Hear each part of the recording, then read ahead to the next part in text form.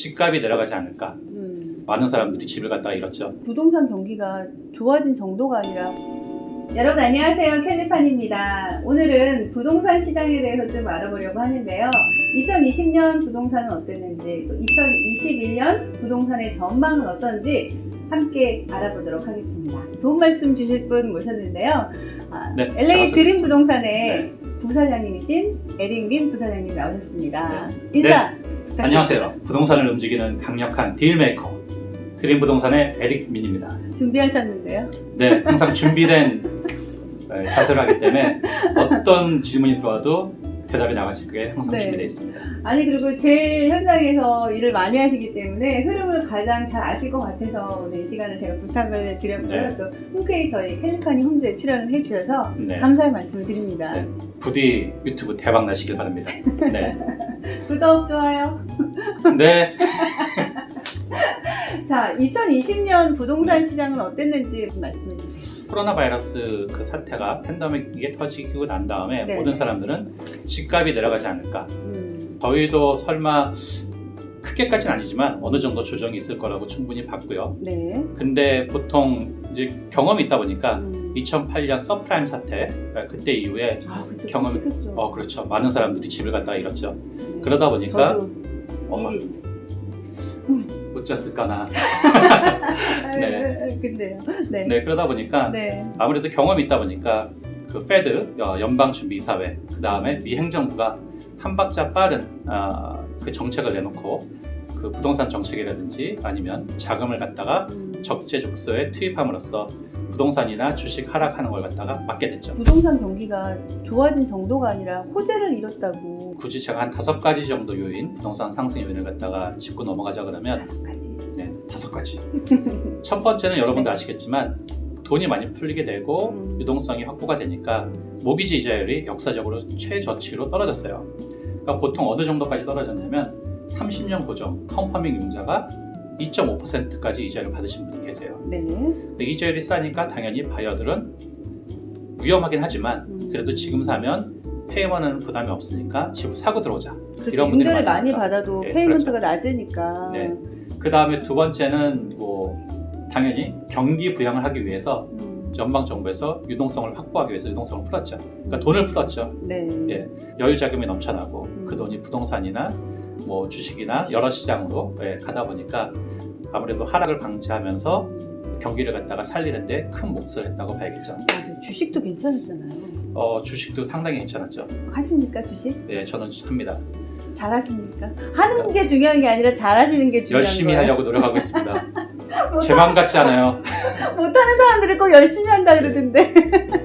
주식만 안 샀으면 저는 건물 샀어요.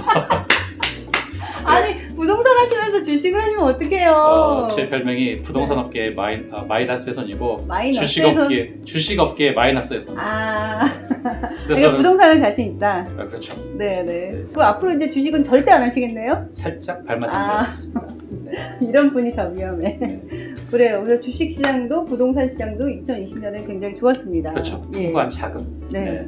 자, 세 번째. 세 번째는 뭐 많은 분들이 다 아시고 계시겠지만 금리를 갖다 낮추다 보니까 네. 은행에 돈을 둬도 은행의 세이빙 이자라든지 그런 이자가 거의 0%에 가깝습니다.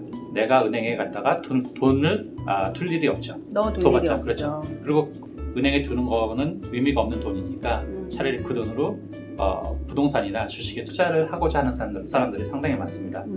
자, 그리고 네 번째는요? 네, 네 번째는 경기가 불안하다 보면 뭐 전체적으로 세계의 자금이 어느 쪽으로 오느냐, 조금 더 안전한 미국 쪽으로 자금이 유입되고 그 유입된 자금이 어느 쪽으로 가느냐, 대부분 주식이나 부동산 그쪽으로 흐르다 보니까 아무래도 이제 경기 상승 요인에 플러스가 되고 세계 자금이 유입됐다. 그렇죠. 경기가 힘들수록 그다음에 세계 경기가 위기가 어려울수록 그 가장 큰 이유는 달러라고 봐야겠죠. 예, 네. 달러의 그 파워가 엄청나기 때문에 가장 안전한 쪽으로 자금이 몰릴 수밖에 없는 그런 상황이고요. 네.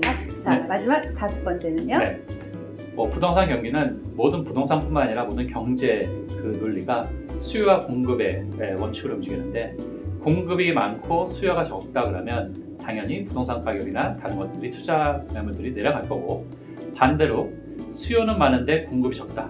그러면 네. 당연히 올라가겠죠. 네. 갖다가 은행들이 그 몰기지 페이먼 유예를 갖다가 시켜줬어요. 맞아요. 예, 적게는 6개월에서 1년까지. 네. 그러다 보니까 당장 먹고 살기 힘든 사람들, 이런 사람들도 페이먼을 안 내도 크레딧이 망가진다든가 그런 것도 없고 페이먼을 안 내도 전혀 지장이 없으니까 급하게 집을 팔 일이 없어진 거죠. 근데 사실 저희가 미국 살면서 네. 집회의문이 가장 크잖아요. 네. 근데 그거를 유예시켜 주니까 진짜 집을 뭐 꼭 버리셔야 되는 이유가 없는 거죠. 그렇죠. 예. 예. 그러다 보니까 굳이 집을 팔지 않아도 되니까 거기다가 또 팬데믹 이후에 사람들이 또 이사 가시는 걸 별로 두려워하시는 분들 계세요. 네. 그러니까 계획적으로 나는 올 가을에 내놔야겠다. 그런 분들도 매물을 내놓지 않고 그 다음에 급하게 팔아야 될 사람들도 페이먼을 유예시켜 주니까 굳이 팔 이유가 없고 그러다 보니까 전체적으로 공급이 부족하게 된 거죠. 네네. 공급이 당연히 집값이 올라갈 수밖에 없었죠. 셀러스 마켓이었다. 그렇죠. 맞아요. 네. 오퍼가 막 몇 개씩 들어와서 네. 하이 프라이스로 팔리고 네. 오버 프라이스로 팔리고 그랬던 것 같아요. 제가 부동산 한 18년 이상 했었는데 이렇게 경쟁이 심한 적도 없었던 것 같아요. 네. 밀려 보셨습니까? 네, 여러 차례 밀렸습니다. 손님한테 그래서 항상 교육시킵니다. 지금 마켓이 저희가 정상적인 마켓은 아니지만 네. 적어도 3번에서 5번 이상 떨어질 거를 갖다가 생각하셔야 된다고. 그 정도로 마켓이 핫했고 네. 또 올해 특별히 다른 특이한 점이 있다 그러면 보통 대도시 중심으로 집값이 상승하고 하락하고 이런 분위기가 있었는데 보통 그렇죠. 예, 지금 같은 경우에는 대도시는 상대적으로 슬로우한 편이었고 외곽 쪽, 예를 들어서 뭐 플러튼이라든지 발렌시아, 대도시 외곽 쪽은 상대적으로 핫했다고 보시면 돼요. 네. 그게 이제 여러 가지 생활 방식의 변화가 가장 크게 작용했다고 보시면 될 것 같고요. 그리고 또 집에서 재택근무하시는 분들이 네. 많이 늘다 보니까 네, 약간 좀 크고 전원적인 그런 네. 집을 원하시는 분들도 그렇죠. 많으셨던 것 같습니다. 네. 자, 2021년 부동산의 전망은 어떤지 구독, 좋아요. 네.